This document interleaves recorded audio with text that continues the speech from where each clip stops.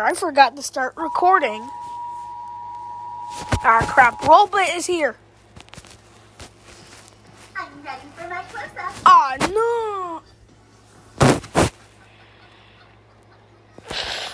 Yeah, sometimes Chica is actually from Pizzeria Simulator, but... Anyways, we're gonna be remaking the Stanley plush from the FNAF novels, and Funko really messed it up, so I'm gonna fix it. Which makes sense as there's only one Pizzeria Simulator way.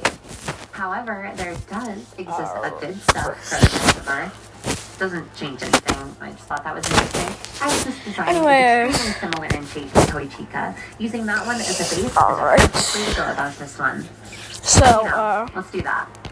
I forgot to start recording, so we're just gonna start right here. Head and beak shape, and then adding all the other details to her. The notable ones being the breastplate thing, similar to Baby and Biddy Bab, the speaker, slightly obscured again due to the lack of room, and the 3 tufts of hair done in a similar style to our withered Chicas.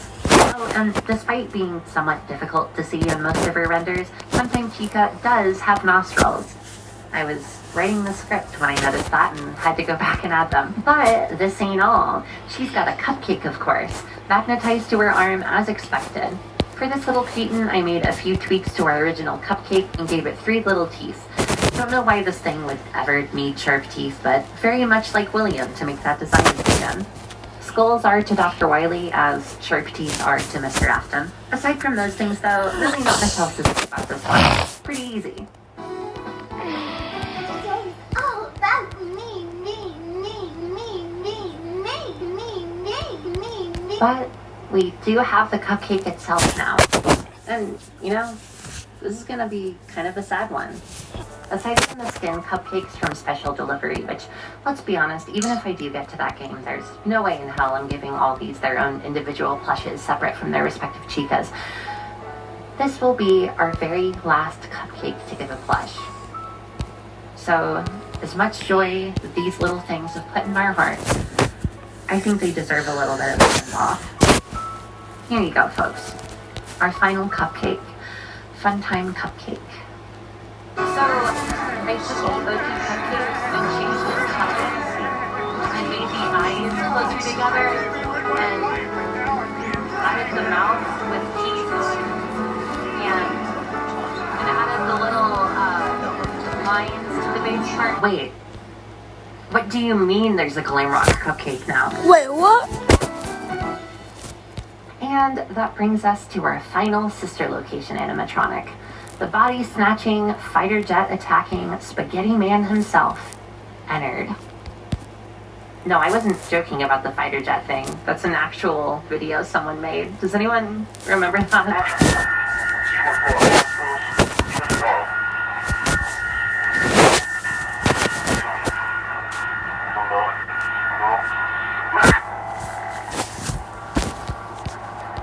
Unfortunate that the fan favorite from this game also happens to be the least plushyable, for lack of a better term. I mean, you can just tell by looking at Funkos here.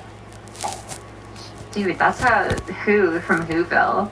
Or like that one Sonic cosplay that I hate looking at. Why did I put that on screen? Why the shrimp body strikes again. Time with this line pattern thing meant to resemble the wire body, I guess. Strange way to simplify them too. They just drew these wire shapes on the torso and a couple on each hand and called it a day. They did use a ridgy textured fabric though, which is kind of neat, at least better than nothing. Doesn't make the weird knobby limbs look any less bad though. However, the face is the real doozy here. On Ennard's masking game, you can see these defined raised cheeks that then kind of smoothly ramp down to be flush with the rest of the surface. And you can tell that Funko tried to do the same thing here on the flesh. It just ended up as this long plush sausage shape on his face, which gives him more of a hamster kind of look. A bit dog-esque even. We will be actually putting him as some limbs. Eyebrows. For some reason, putting him with limbs. You know what? I don't care about grammar. Grammar is garbage. Just one, yeah. No, wait, it's 2 though. Yeah, sorry, it's clearly 2. But I think it might actually be 1 though. Oh, and they forgot that this whole white part is just a mask and not his actual face. this shouldn't be white back here. But whatever, everyone knows that one's Garbo. Let's make our own Ennard plushie. So here he is. Way better, I hope. Getting his mask / face right was definitely my main priority here.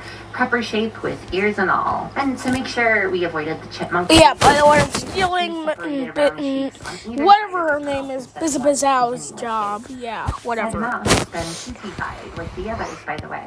The mask does look like a proper mask design as well. It's rounded on the front, but flat on the back, connected to the smaller don't forget the plush horn. back to look like the back of his endoskeleton head.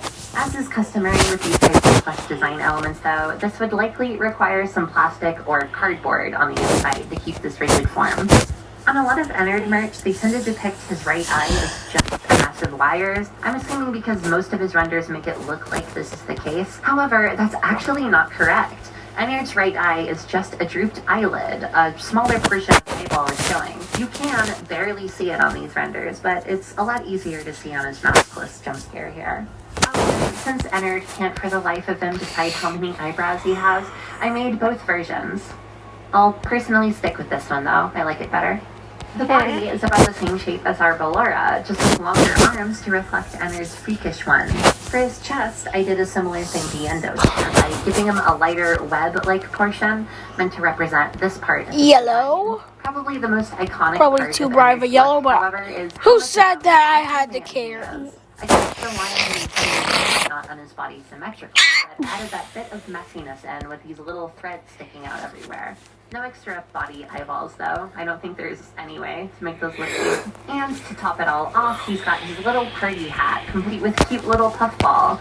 By the way, these little party hats that I see all the time in birthday parties and media and cartoons and whatnot, never encountered them. I have never been to a birthday party with these things, not once. Either I've been lied to my entire life, or I have been ripped off.